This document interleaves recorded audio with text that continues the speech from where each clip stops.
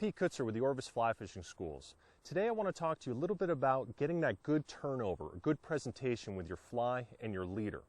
When we're making a cast, in some situations we want that leader to extend, to roll that fly out as far away from our fly line as possible.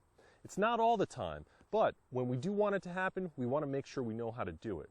So here's a couple things to think about when we're trying to get that leader to extend. The first thing we want to try to do is get a nice loop, and that loop should roll out on top of itself.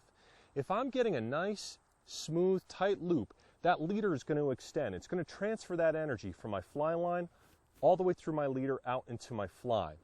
If my loop is angled a little uphill, what can happen is it can flutter back towards me and it can cause a little bit of slack in my line, and it can get that fly to land a little bit closer to my fly line. So when you're making your cast, think about getting that good stop right around eye level in a smooth acceleration. It's almost like you're throwing a dart.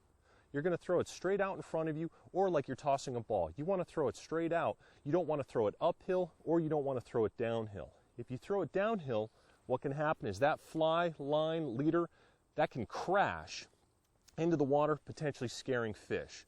We want to send it out at eye level, then we can lower it down, and we can get a nice smooth extension of that leader. The other thing we want to keep in mind is our loop shape. Is our loop to the side? Is the loop to this side? If our loop comes around from the side here, what can happen is we lose a little bit of accuracy. That fly can flutter up and then come down, and can give us a lot of slack. So just think, when we make that forward cast, we want to get a nice push with our thumb right over the top. That nice push with our thumb coming to a stop around eye level, that's going to get that leader to jump right out. And that will help you be a little bit more accurate in the future.